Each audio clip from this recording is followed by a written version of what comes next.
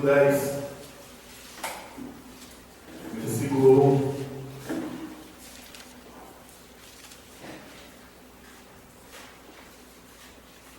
Atos dos Apóstolos, capítulo 10, versículo 1.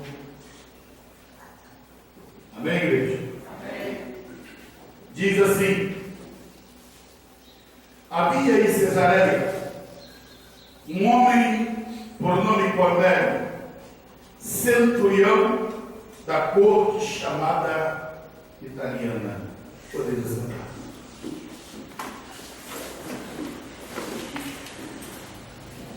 Quero hoje, nesta manhã, discorrer com os irmãos sobre esse homem chamado Cornélio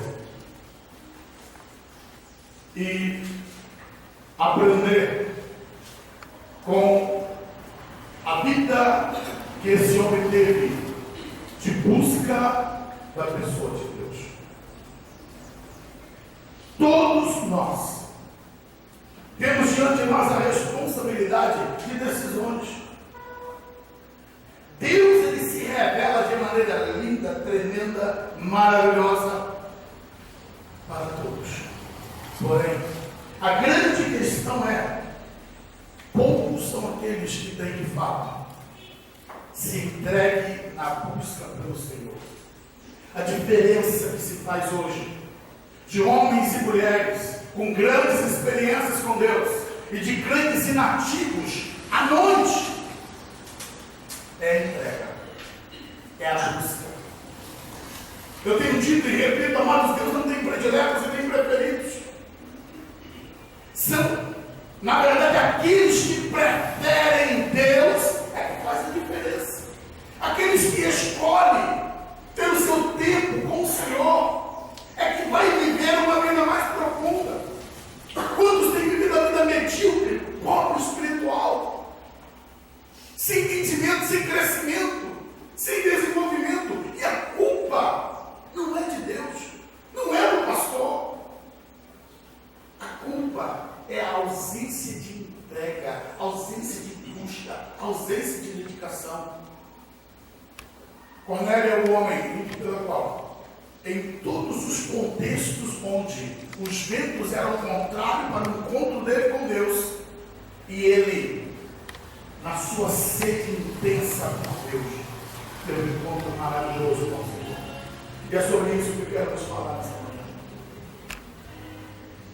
O encontro que Cornélio teve com Deus, o caminho que ele percorreu, a maneira como ele buscou ao Senhor, fez toda a diferença na vida dele.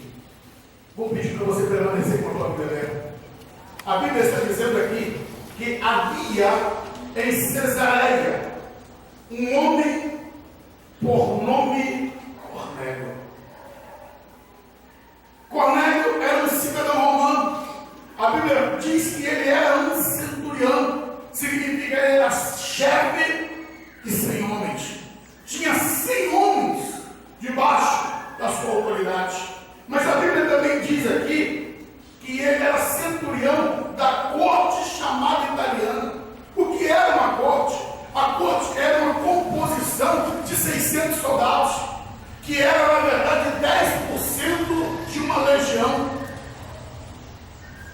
Nessa corte romana, que era dividida em 6 grupos, de 6 soldados, estava Cornélio na incumbência de liderar essa tropa de 100 homens. Ele era um homem gentil, que foi criado em um mundo pagão. O paganismo em que pela qual ele viveu era cheio de misticismo, fábulas, mitologias. Se você olhar a história, você vai encontrar a mitologia greco-romana.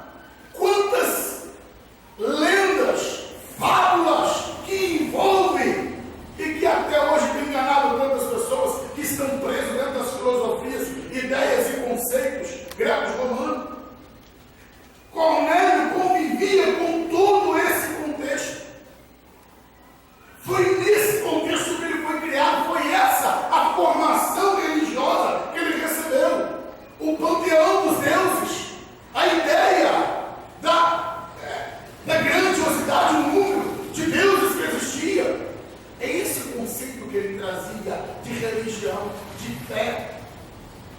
Este homem foi destacado para morar em Cesareia. E aqui seria a Cesareia da Palestina, que era uma região portuária. Eu observo aqui um detalhe, que Cornélio, para ele ir para Cesareia, ele teve que ser destacado, ser retirado do seu país. Foi morar na região da Palestina, que naquela época era um verdadeiro barril de pólvora. Os judeus não aceitavam os romanos. E ele ali, em Cesareia, como todos os romanos, não eram negros. Os judeus não olhavam para os romanos com bons olhos. Mas este homem, ao chegar naquela cidade que seria a sociedade provisória, que estava ali apenas por uma questão de trabalho, eu vos digo que mesmo com todas as responsabilidades, com todos os riscos, mesmo tendo a antipatia dos judeus contra ele, este homem buscou a Deus. No meio de todas essas atividades, risco, se você ler a história, você vai entender o quanto de motins, de insurreições que acontecia, motins e situações de rebeldias.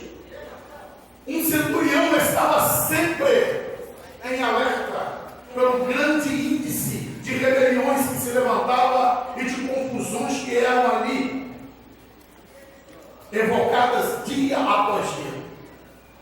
Este homem, estando nessa terra, que era um âmbito às vezes de confusão, de briga, de contenda, nesse tempo que ele esteve ali, ele se despertou por Deus de Israel.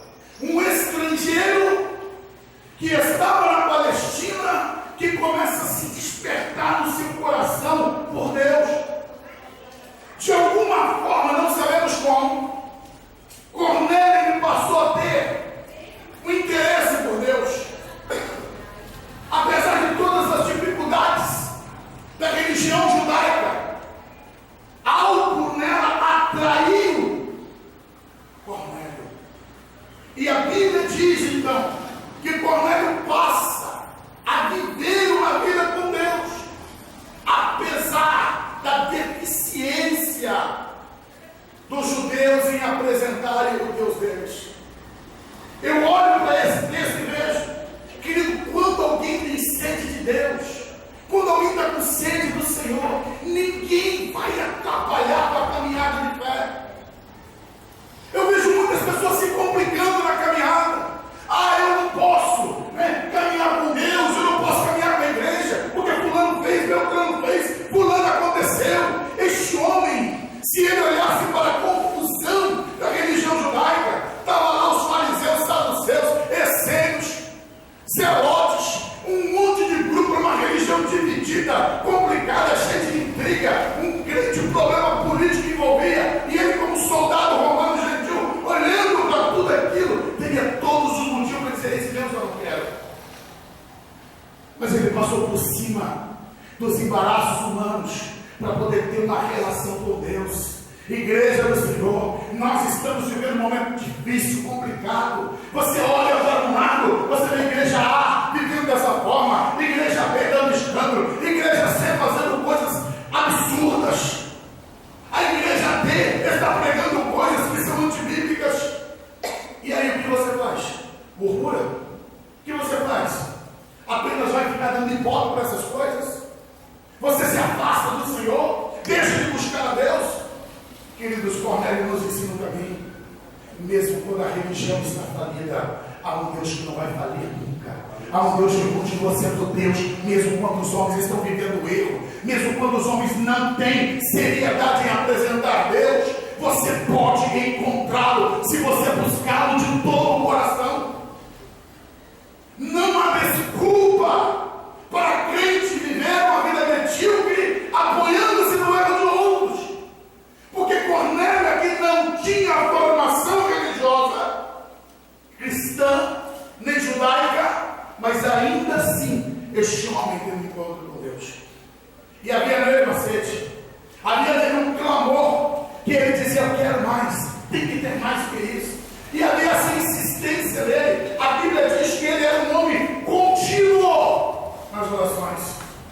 Não posso me prender a muitos detalhes, pois quero chegar ao final desta mensagem, para mostrar como Deus realizou uma grande obra na vida, na casa deste homem. Mas eu quero aqui ainda salientar um ponto. Querido, este homem, escuta isso que eu estou dizendo, não tinha pastor, não tinha igreja, não tinha referência de pessoas que ajudassem ele, não tinha ensino bíblico, não tinha ministração, mas esse homem era contínuo na oração. E eu pergunto para você, o que está nos faltando para buscar a Deus em oração? O que está nos faltando para viver uma vida de oração mais intensa, mais profunda? Eu posso responder: está faltando sede aqui dentro de Deus. É falta de sede. A revelação que estamos tendo de Jesus é pequena demais. Esse homem estava tendo uma revelação de um Deus maior do que todo o panteão que Roma, que a Grécia apresentava. Ele conseguia enxergar acima das dificuldades do judaísmo, que tinha um Deus maior, um Deus supremo. Era esse Deus que ele queria se relacionar. Era com esse Deus que ele queria ter esse encontro. Ei, amados, diante de todas essas crises espirituais que o mundo está vivendo, há um Deus maravilhoso que você pode encontrar. Há uma vida espiritual gostosa de se viver, uma vida prazerosa que Deus proporciona àqueles que buscam a Ele com intimidade. Em nome de Jesus, joga fora a mediocridade, joga fora a vida paupérrima. Escolha nesta manhã buscar o Senhor, ser um homem de oração, ser uma mulher de oração. Deus vai te surpreender se você buscar a Ele. É a ausência de busca que não chega ao avivamento, é a ausência de oração que não nos proporciona uma vida mais intensa e rica diante do Senhor. A Bíblia diz que esse homem pagão, no meio de uma terra de confusão, ele escolheu buscar o Senhor. Quais são as características que Lucas escreve dele? Versículo 2 diz assim: piedoso, temente a Deus, com toda a sua casa, o qual fazia muitas esmolas ao povo, e de contínuo orava a Deus. Vejo aqui 4 características dele. Primeiro, ele era um homem piedoso, pio. Está falando de retidão, de entrega. Esta palavra piedoso pode também ser interpretada como religioso. Ele era um homem que teria dentro dele essa busca religiosa. Religião significa aquilo que une. Ele tinha nele essa vontade, esse desejo de viver para Deus. A segunda característica: primeiro ele era piedoso, segundo ele era temente a Deus. Então a piedade dele era voltada para o Deus verdadeiro. A Bíblia diz que ele tinha temor a Deus, ele era um homem reverente, mesmo não sendo judeu, ele tinha temor a Deus. E a Bíblia diz que o temor ao Senhor é o princípio da sabedoria. Queridos, em nome de Jesus, voltemos para a palavra de Deus. Olhemos para a palavra de Deus como fonte de vida, porque a Bíblia é muito enfática em nos mostrar que sem temor a Deus, a vida do homem é paupérrima. Sem temor a Deus não tem crescimento, não tem desenvolvimento, não tem igreja sábia. A ausência do temor ao Senhor nos dias de hoje está estampado na maneira como as pessoas vivem. Escuta o que eu vou te dizer: o teu linguajar, teu jeito de vestir, tua maneira de lidar com as pessoas serão totalmente diferentes se o temor de Deus estiver no teu coração. A maneira como eu lido com cada um dos irmãos é diferente se tem temor aqui ou se não tem. A nossa geração, e eu tenho insistido em falar isso com a igreja, tem sido uma geração que não vive temor a Deus. Tem sido a geração que brinca com as coisas de Deus, que zomba das coisas sagradas. A Bíblia passa a ser uma lenda, passa a ser um conto de história. Mas este homem levava Deus a sério. Igreja, nós precisamos restaurar esse princípio de temor a Deus no nosso coração. O temor a Deus precisa estar alicerçado, arraizado dentro de nós. Porque se o nosso coração estiver cheio de temor a Deus, nós vamos viver uma vida de santidade, de pureza, nós vamos repudiar o pecado, vamos dizer não para as tentações, vamos fazer o melhor para Deus, vamos ouvir o clamor do mundo, porque nós não queremos que o mundo seja julgado debaixo de um juízo de condenação, porque nós sabemos diante do temor do Senhor que Deus não brinca com a sua palavra, Ele vai executar seu juízo sobre todos aqueles em que pela qual não obedece o Evangelho. E eu, diante desse temor a Deus, eu vou cumprir meu ministério, vou cumprir o meu papel, vou amar as pessoas, vou amar a igreja, vou cumprir as responsabilidades que Deus me imbuiu. Este homem era piedoso, temia a Deus, mas é que agora parece uma contrapartida da coisa. A Bíblia diz que ele dava esmola. Olha o que diz: temia Deus, o qual fazia muitas esmolas, mas a quem? Ao povo. Que povo? O povo judeu. Olha que antagonismo da coisa. Ele não era bem-vindo entre os judeus, não era bem visto, mas ainda assim, a generosidade do coração dele estendeu as mãos para o povo sofrido. Ele tomou daquilo que ele tinha, daquilo que ele possuía, das suas riquezas, e a Bíblia diz que ele era generoso, ele cooperava, ele esmolava, estava ali socorrendo aos mais pobres, aos necessitados, e ainda digo, fazendo mais do que os religiosos da sua época. Sabe o que eu aprendo aqui, irmãos? Generosidade é um princípio de coração.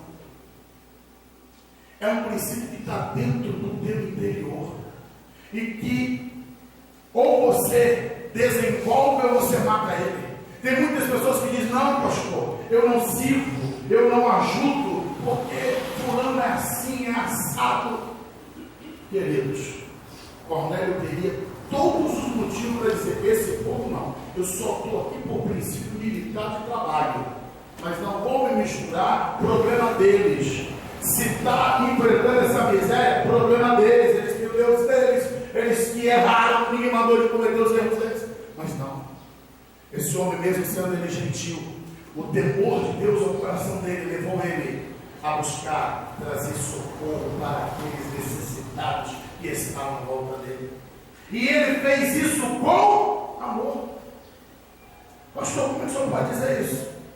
É só nós olharmos como é que é o desenvolvimento, como é que Deus está olhando. Ele não fazia com uma mão para que a outra visse. Ele não fazia aquilo para que as pessoas apenas olhassem.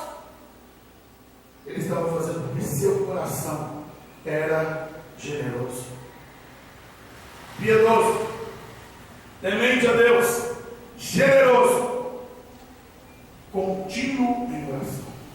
Ele era um homem que buscava a Deus em oração. Os judeus sempre salientaram duas coisas: a esmola e a oração. E Cornélio desenvolveu essas duas virtudes. E uma coisa que me chama a atenção aqui é que Cornélio decidiu, entenda isso, ele decidiu viver isso. A decisão dele trouxe reflexo sobre a sua casa. A Bíblia não diz que só Cornélio buscou o Senhor. A Bíblia está dizendo aqui no versículo 1 que Cornélio e toda a sua casa, versículo 2 está dizendo, temente a Deus com toda a sua casa. Ei! A influência que Cornélio teve sobre o seu lar, a atração que ele trouxe de Deus para dentro da sua casa, para dentro do seu ambiente familiar. Eu aprendo aqui uma coisa, irmãos: tudo, escuta isso, tudo que você faz vai afetar a pessoas que estão à sua volta. Tem pessoas que dizem, eu sou dono da minha vida, eu faço o que eu quero. Ninguém tem nada. Sim. Seu pai, sua mãe, seus filhos, seus parentes, tem tudo a ver com o que você faz. Porque tudo que você fizer vai afetar. A decisão de Cornélio, graças a Deus, que afetou para o bem, afetou a sua família, porque produziu neles também o mesmo temor que havia no coração dele. A reverência que ele prestava a Deus também foi incluída nos seus familiares. E tem uma coisa mais que me chamou a atenção também. Cornélio, com a sua atitude, seu comportamento, sua maneira de ser, ele conseguiu, como romano, o respeito dos outros. Conquistou isso com vida. Conquistou isso na maneira de proceder. Mesmo os judeus o encarando como inimigo. É como se ele estivesse dizendo, é um inimigo bom. É um inimigo do bem. É alguém que mesmo que nós não gostamos deles, mas esse aí é diferente. Por favor, alguém leia para mim o versículo 22 de Atos 10. Eles responderam: Cornélio, centurião, um justo e temente a Deus, que tem como testemunho de toda a nação dos judeus, realizado por um santo anjo, a que chamasse a sua casa e ouvisse as suas palavras. A Bíblia está dizendo aqui que ele tinha o respeito de todos os judeus. Ele conquistou, ele conseguiu. Isso trouxe para ele testemunho, o bom testemunho que ele teve entre os judeus. Além do bom testemunho, já disse isso, não somente ele como indivíduo teve um encontro com Deus, mas ele conduziu a sua casa, e mais do que isso, influenciou também aqueles que estavam debaixo da sua autoridade. Por favor, versículo 7. Logo se retirou o anjo que lhe falava. Cornélio chamou 2 de seus criados, um piedoso soldado dos que estavam ao seu serviço. Um piedoso soldado que estava ao seu serviço. Os soldados que estavam debaixo de autoridade de Cornélio, vendo a vida que ele tinha, vendo a experiência que ele estava tendo, também foram tocados pela experiência que Cornélio estava vivendo. Queridos, eu aprendo que o Evangelho é para todos. A sede que nós temos pela presença de Deus, a sede que nós temos pelo Senhor, tanto trará para nós uma vida profunda, como também irá influenciar outros pela busca pelo Senhor. Por isso, em nome de Jesus, desperte o seu coração a buscar a Deus, seja na escola, no trabalho, onde você estiver, dê testemunho de Deus, dê testemunho do Senhor, apresenta Jesus de maneira correta. Temos que cortar pela raiz esse mal que tem sido desenvolvido, onde crente fica falando mal de crente fala mal da igreja. Ao invés de dar testemunho da igreja, ao invés de dar testemunho de Deus, aí você chega lá e fala: olha, o irmão fulano, um descrente. Esposas imprudentes chegam em casa: olha, você não sabe o que aconteceu na igreja. Aí o marido fala: é? Eu já não queria ir para a igreja, eu não vou para lá com esses crentes. Aí o marido chega em casa, a mulher não é crente: olha, aconteceu isso. O filho chega em casa, os pais não são crentes, aí detona a igreja. Ou os pais falam com o filho que não é crente: olha, os irmãos fizeram assim. Aí o filho fica mais doido, os pais. Ei, querido, o momento é de você apresentar Jesus de maneira correta, dar testemunho de Deus, apresentar o Senhor para que o nome de Deus seja engrandecido, seja glorificado. Deus irá cobrar de cada um de nós os dons, talentos, aquilo que Ele nos deu. Você é um porta-voz da verdade. Se não é, deveria ser. Deus tem nos dado, queridos, a influência de sermos coluna da verdade, farol para esse mundo em trevas, luzeiro em meio ao ambiente de densas trevas. Em nome de Jesus, servo do Senhor, servo do Senhor, se desperte para o seu testemunho, se desperte a defender o Evangelho, a ser alguém que apresenta e faz as pessoas serem atraídas a Deus, e não alguém que gera repulsa. A sua fala, a sua crítica, a maneira como você apresenta a igreja irá influenciar a decisão das pessoas. Vou citar: imagine que você chega ou no seu ambiente de trabalho na escola, aí vai lá e fala: a igreja está uma confusão, a igreja é um problema, aconteceu isso na vida da irmã, na vida do irmão, não sei o que. Ele depois vai chamar para o seu da igreja: olha, vamos lá, eu estou dizendo, mas você está entendendo? Você falou que na sua igreja tem isso. O que eu vou fazer lá? Fica vocês com o problema de vocês. O problema já tem um montão, estou precisando de ajuda. Como vamos evangelizar o mundo, querido, se você não dá o testemunho, se você não apresenta de maneira correta o evangelho?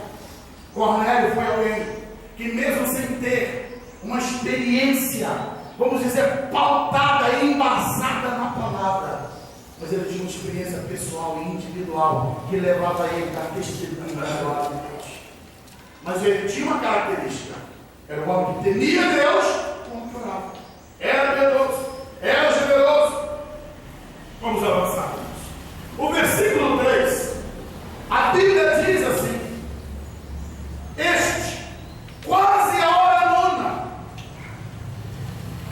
viu claramente numa visão um anjo de Deus que se dirigia para ele e disse: Cornélio.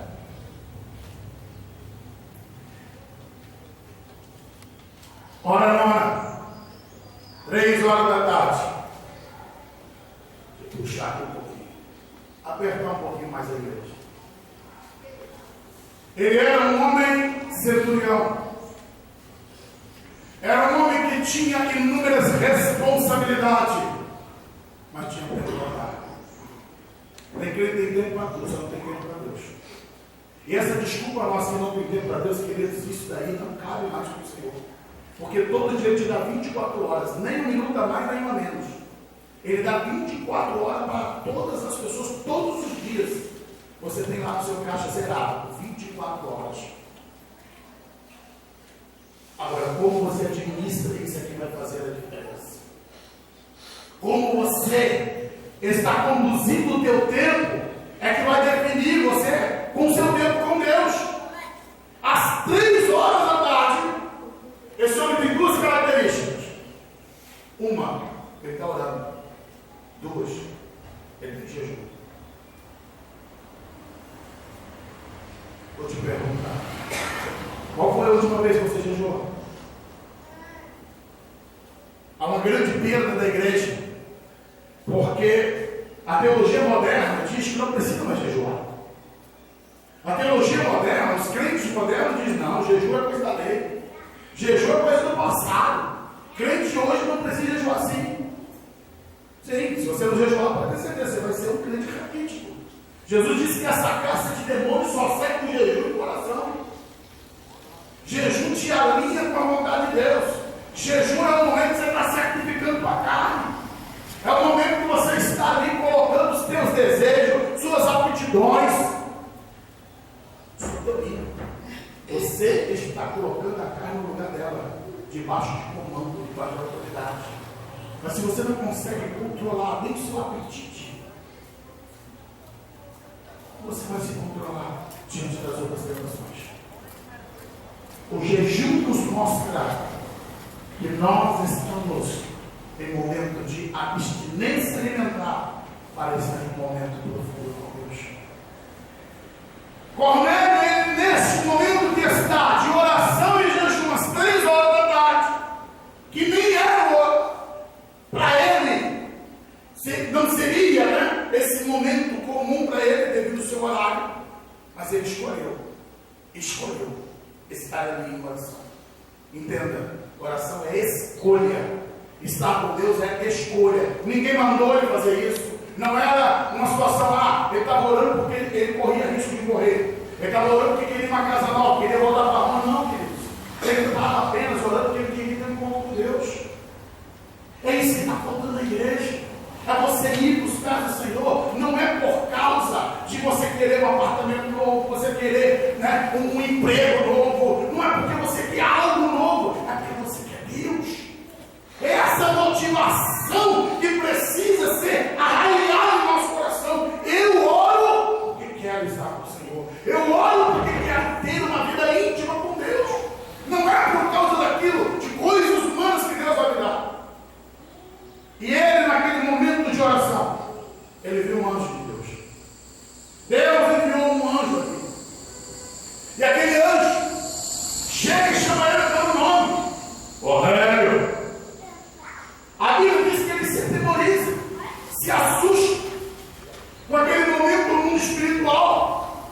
Ele nunca tinha tido esse tipo de experiência. Mas, quando ele tem essa experiência, olha o que a Bíblia diz. Versículo 3. Quase a hora nona, viu claramente numa visão um anjo de Deus que se dirigia para ele e dizia: Cornélio. Cornélio, fixando nele os olhos e muito atemorizado, perguntou: que é, Senhor? Olha a atitude. O que é, Senhor? O que tu queres? A postura de submissão. Cornélio agora está pronto para obedecer. Sobre ouvir, estava pronto para obedecer. Tem muita gente que ouve até a voz de Deus, mas a prontidão para obedecer. Deus fala insistentemente no culto, no sonho, através de uma palavra profética, mas a postura de obediência às vezes cabe em nós. Cornélio, ele se prontifica. O que tu queres, Senhor? Qual é a mensagem? E aí ele ouve aquilo que ele se surpreende. Porque aquele anjo traz uma mensagem para ele, que a parte dele, do versículo 4, diz: olha, respondeu-lhe o anjo, as tuas orações, as tuas esmolas têm subido para a memória diante de Deus. Maravilhoso isso, amados. O anjo veio trazer uma resposta para ele: olha, Cornélio, você tem orado, não é a um Deus morto, a um Deus vivo que está escutando as suas orações. Aleluia a Deus. O que você tem realizado, a generosidade do teu coração que você tem feito, ei, Deus está vendo e está assistindo toda a sua cooperação para com aqueles que estão necessitados. Queridos, eu digo, Deus assiste-nos e vê plenamente a nossa vida. Tudo que você faz, Deus vê. Todo socorro que você presta, toda ajuda que você faz à obra de Deus, Deus está vendo. Deus está enxergando, mas também Ele enxerga toda a nossa omissão. Ele enxerga também toda a nossa indisposição. Seremos galardoados, queridos, pela obra que realizamos, mas também seremos punidos por aquilo que deixamos de fazer. Pois a Bíblia diz que aquele que sabe fazer o bem e não faz, o que acontece? Comete pecado. Comete pecado. A omissão também é pecado. Primeira parte da mensagem é: você está sendo ouvido e está sendo visto. Segunda parte da mensagem, versículo 5: agora envia homens a Jope e manda chamar a Simão, que tem por sobrenome Pedro. Ele está com um Simão curtidor, que tem a sua casa junto ao mar. Ele te dirá o que tu deves fazer. A mensagem para Cornélio era: você tem que mandar homens para Jope. Deus tem uma resposta aqui nisso.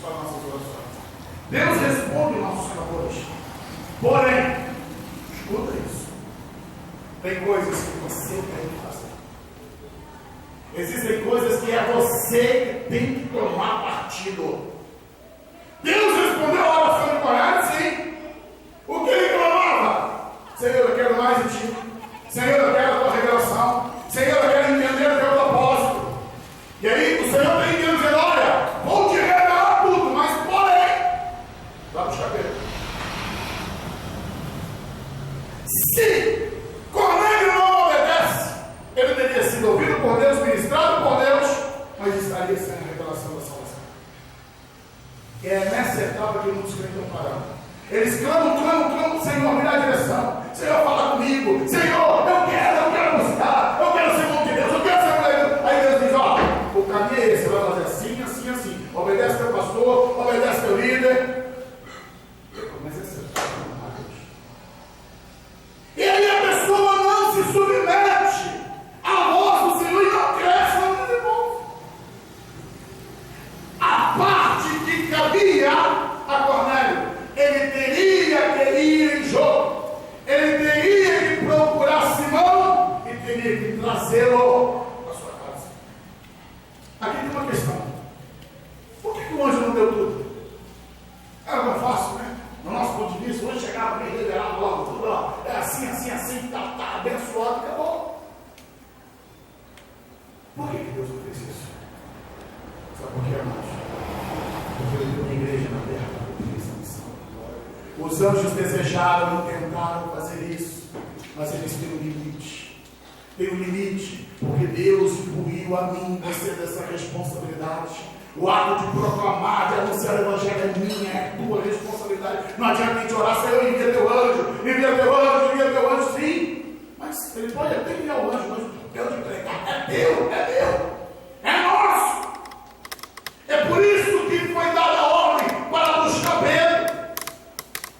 E a Bíblia diz que prontamente, imediatamente, ele tomou 2 criados, chamou um soldado, explicou para eles e disse: vai lá, preciso desse homem mais urgente possível. Eu preciso agora fazer minha parte. Jogo ficava mais ou menos cerca de uns 48 quilômetros de Cesareia. Uma jornada de um dia, está em torno de 30 quilômetros. Então isso era jornada para um dia e meio. E ele prontamente, de imediato, já despesa, vai correndo, gente. Queremos esse homem aqui. Não pode perder tempo. Ele libera a sua comitiva que vai atrás de Pedro. Vai em busca de Pedro. Porque Cornélio tinha pressa de ter um encontro com Deus. Mas aqui vem uma questão: como trazer Pedro? Deus havia se revelado para Cornélio. E quando Cornélio envia os seus homens, estão indo, aí apresenta: olha aqui para mim. Deus está trabalhando com Cornélio em Cesareia. Está trabalhando lá na parte oeste. Estaria aqui. Pedro está em jogo, na parte oriental. Lá em jogo, eles saíram. Quando estão se aproximando da casa de Pedro, hora sexta, meio-dia, Pedro subiu para o terraço para orar. Lá estava com Pedro, buscando ao Senhor, no momento de entrega. E a Bíblia diz que Pedro teve fome naquele momento. Mas já que a comida não estava pronta, continuou em oração. Que bênção, irmão Pedro. Porque tem que se tiver com fome, não honra. Tem que comer primeiro. Aí murmura, aí reclama. Mas ele não. Não, a comida não está pronta, com oração. Naquele momento de oração de Pedro, igreja, desperta a igreja. Enquanto os homens estavam chegando em Jope, Pedro estava orando. Naquele momento o Senhor então dá uma revelação.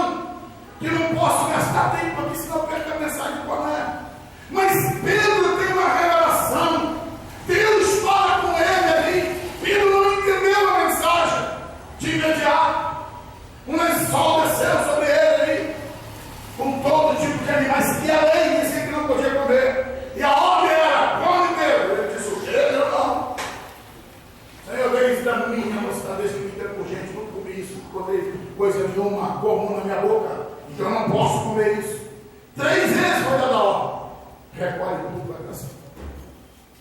E o Senhor tinha dado dito para ele: não chame comum ao que Deus purificou. Não chame impuro aquilo que Deus separou para ele. Cornélio estava ali naquele momento.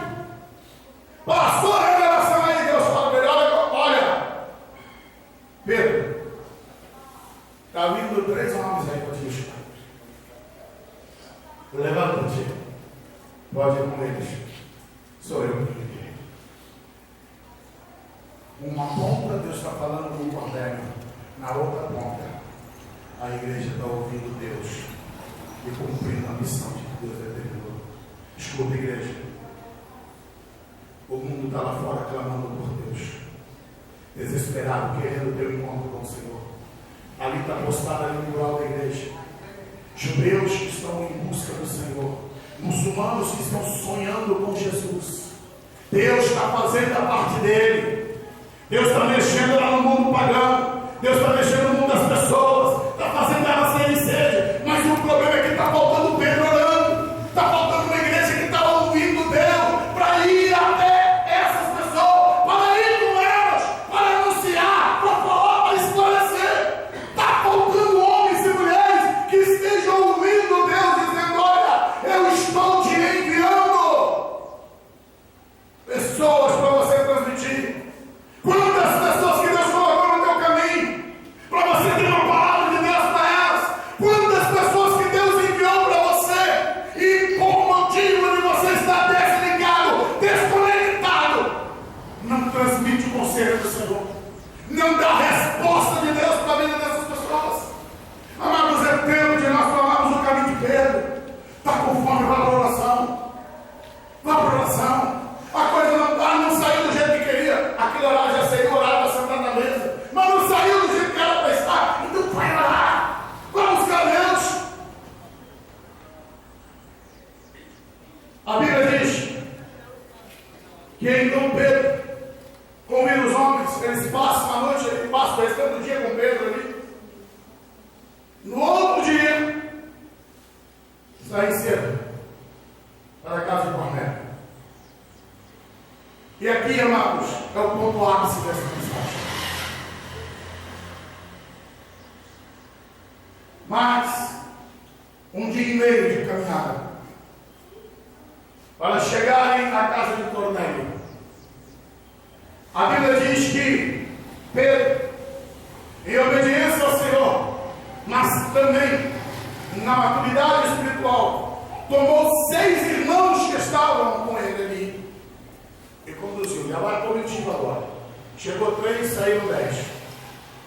Lá vai ele com aquela comitiva para a casa de Cornélio. Enquanto Pedro está sendo conduzido para a casa de Cornélio, lá na outra ponta da coisa. Hoje é fácil, hoje a gente tem celular.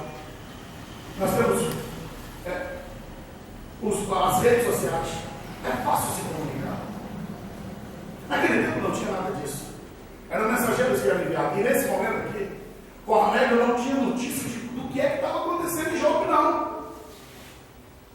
Ele mandou chamar e ele foi dar a confiança do que Deus mandou e ele fez. Agora, o que é que está acontecendo na casa de Cornélio?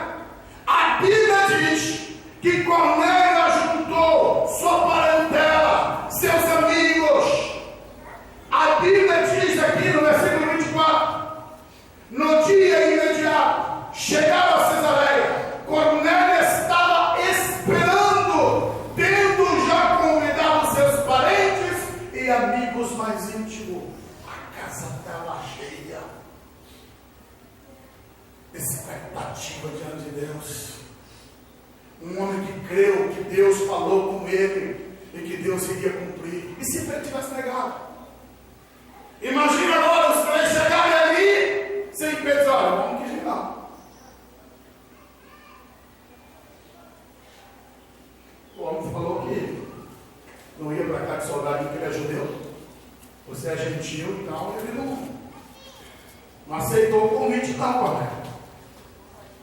Que decepção que seria. Igreja, Quantas pessoas que estão decepcionadas com Deus, porque Deus fala algo para elas e você não tem a postura de fazer aquilo que Deus mandou você fazer. Quantas pessoas que ficam frustradas, que criam expectativa. E agora deixa eu chamar aqui a nossa responsabilidade. Quantas pessoas que chegam no nosso culto aqui, com o coração sedento, faminto de Deus, querendo Deus, com expectativa. Falta o teu abraço, falta o teu aperto de mão. Falta aquele momento que o pastor pede, não sabe o teu lugar para orar. Enquanto todas as vezes eu vejo o visitante ali sozinho. Sozinho. Cadê a igreja? Cadê nós como povo de Deus? Ei, querido, se desperte. Tem pessoas que estão criando expectativa com Deus. Quantos novos convertidos que chegam na igreja dizendo agora, olha, eu quero Deus, eu quero Deus, eu quero Deus. Aí quando o irmão mais velho diz, mas isso é coisa de primeiro amor. Você está com muita sede. Vem com muita sede, não pode não, irmão. Cuidado, hein? Você está aí com muita vontade, com muita coisa, mas a coisa não é isso. Está quebrando expectativa. Está destruindo uma fé nova. Em nome de Jesus, seja ajudador. Se o irmão está empolgado, ele não convertido, diga, é isso aí, irmão. Vou buscar Deus, irmão. Em nome de Jesus, estou aqui, estou junto. Se precisar de esclarecimento, estou aqui com você. Oferece teu ombro, oferece teu apoio, oferece tua vida, oferece tua casa. Se ofereça para ajudar.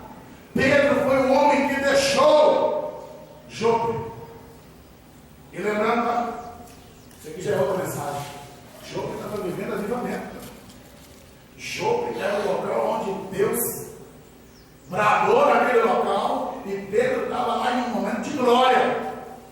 Mas ele saiu de lá para poder cumprir o chamado de Deus. E quantas das vezes nós somos mesquinhos, nos atropiamos, mas não obedecemos o chamado do Senhor. Não saímos do nosso confortozinho para poder cumprir aquilo que Deus determina. Voltamos ao texto. Cornélio então ele reúne seus parentes, amigos mais íntimos, né? Tinham ali toda uma expectativa. E aquele grupo de pessoas que estavam ali era porque Cornélio cria que Deus ia fazer algo grande. Por isso que ele chamou todo mundo. Ele não teve medo de chamar as pessoas e dizer, olha, vou para minha casa, que eu mandei buscar um homem de Deus, e esse homem de Deus vai chegar aqui e vai trazer algo novo. É isso, queridos, que a igreja precisa ter como testemunho. As pessoas, quando souberem que você vai visitar a casa dela, as pessoas, quando souberem que você está indo até ela poder dizer, olha, eu posso chamar meu pai, minha mãe, minha avó, minha tia, porque tem um homem de Deus na minha casa, tem uma mulher de Deus na minha casa, eles têm algo do Senhor, tem algo para repartir, compartilhar. As pessoas têm que ter essa premissa de que, olha, eu vou apresentar para você um homem de Deus, uma mulher de Deus. Esse testemunho precisa ser resgatado, restaurado. A Bíblia diz que Pedro ali chegando, no versículo 25, entrando Pedro, saiu Cornélio a recebê-lo, prostrou-se aos pés e adorou. O que Cornélio está fazendo? Dando honra. Por quê? O anjo disse que era para poder buscar o homem. Cornélio entendeu, rapaz, esse aqui é o de Deus. É um enviado de Deus. O que Pedro faz? Dona Cornélio, pelo braço e se levanta. Sou igual a você. Isso aqui é forte. Ei, igreja, somos todos iguais. O que nos diferencia é a graça de Deus, que é buscada por cada um de nós de maneira diferente. Nós somos todos iguais. Pedro não aceitou os confetes que estavam sendo jogados, ele não aceitou a adoração, ele não quis holofote, ele disse, não, supramos em você a glória dele, o poder dele, o domínio dele. A igreja precisa apontar para o céu e dizer, estrela de Jesus, o brilho é dele, a glória é para ele, o louvor é para ele. Nós apenas somos mensageiros, somos aqueles que têm uma mensagem de Deus, mas não somos deuses, não somos deuses, somos mensageiros dele. Pedro coloca as coisas dizendo, não, sou igual a você. Ela apenas tem uma revelação de Deus. E essa revelação faz-nos diferente. Mas eu vou transmitir para você agora, e você vai se tornar igual quanto a mim. O versículo 30, para nós adiantarmos, queridos. A Bíblia diz assim: respondeu Cornélio, há 4 dias estava eu em jejum, até esta hora, orando em minha casa a hora nona. Há 4 dias atrás dele. Ele está dizendo, olha, corri contra o tempo para ter você aqui comigo aqui.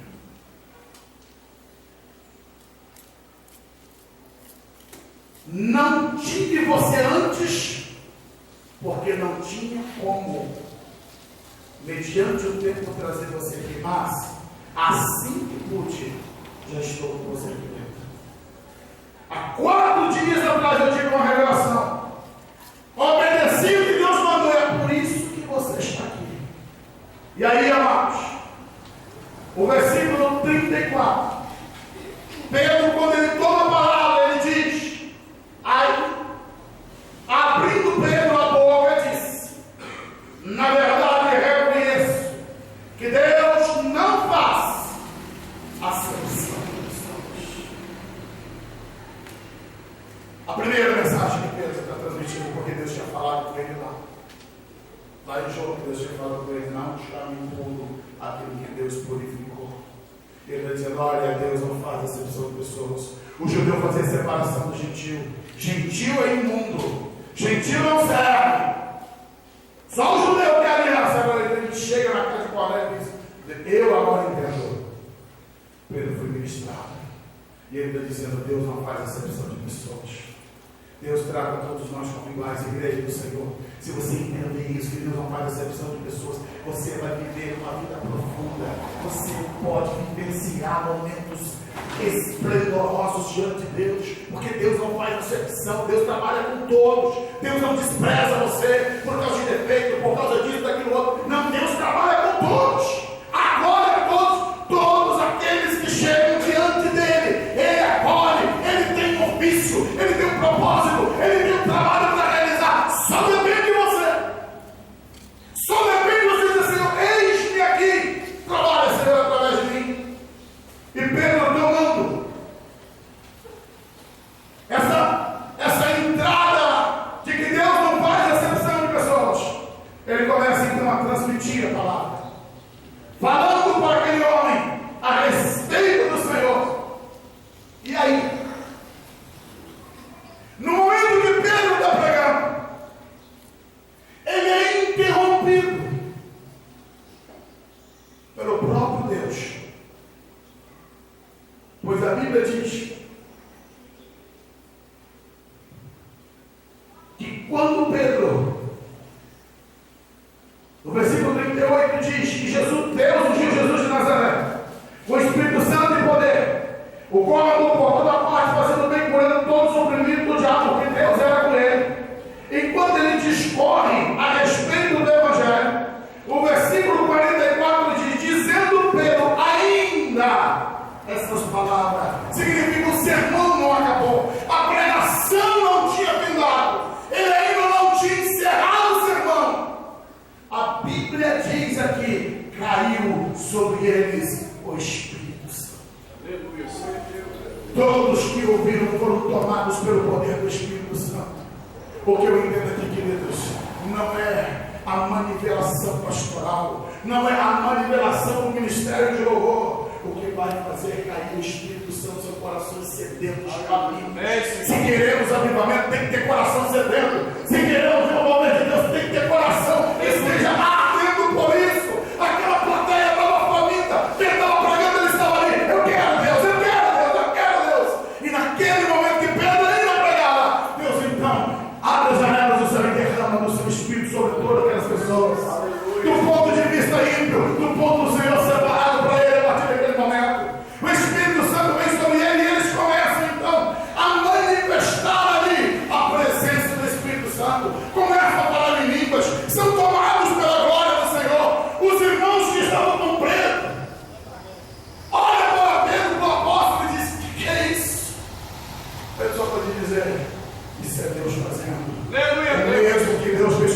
lá no Pentecostes.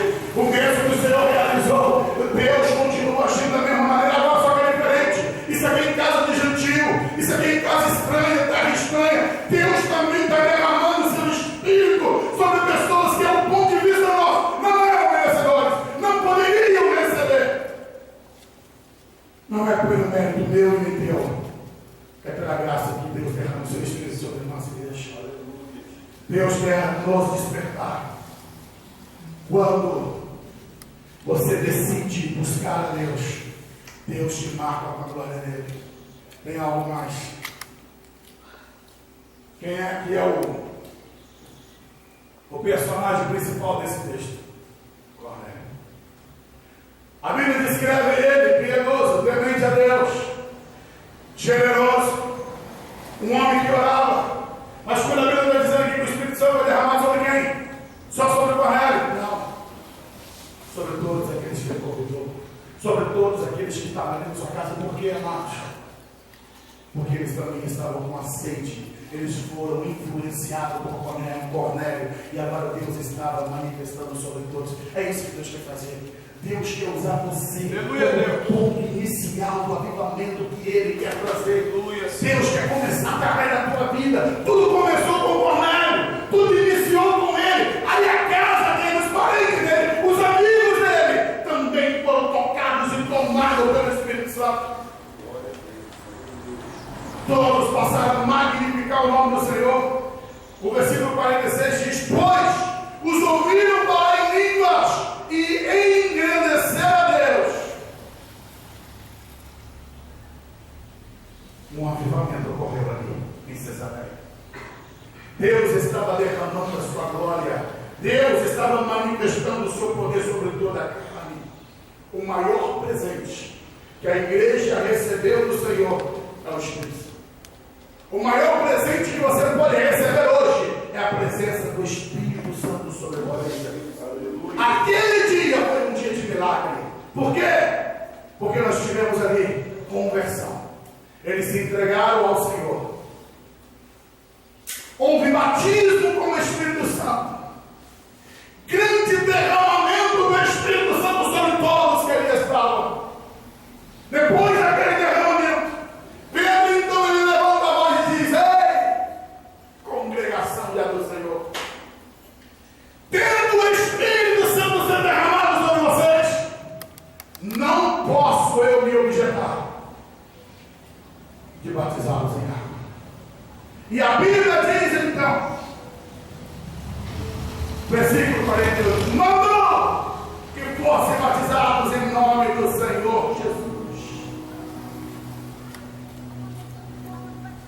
Naquele dia de expectativa para Cornélio, aquele dia de expectativa para a sua família, para a sua parentela, para os seus amigos, era o dia que Deus tinha reservado para derramar a sua glória naquele local. Deus estava preparando aquele momento como um momento único. Cornélio orou, clamou, pediu, e chegou o dia, chegou a hora de Deus, chegou o momento do Senhor. Ele, Cornélio, fez a parte dele, juntou o seu povo, juntou a sua família, juntou todo mundo e ficou na expectativa. Aquele dia Deus surpreendeu Cornélio. Deus surpreendeu aquelas pessoas que estavam ali, fazendo revelar a sua graça, seu poder, a sua unção. A Bíblia diz: buscai o Senhor enquanto se pode achar, invocai enquanto está perto. Eles buscaram e invocaram o Senhor, e o presente de Deus chegou. Convertidos, batizados com o Espírito Santo, batizados nas águas, nascidos de novo para o reino de Deus. Todo aquele grupo foi tomado pela glória, a alegria da presença do Senhor. Deus quer surpreender a sua igreja. Queridos, se aquelas pessoas que eram gentílicas, se aquelas pessoas que não tinham a revelação do Senhor foram tomados pelo Espírito Santo, o que nos falta? O que falta para a igreja ser avivada? O que falta para a sua vida ter uma experiência mais profunda? Deixe os teus olhos.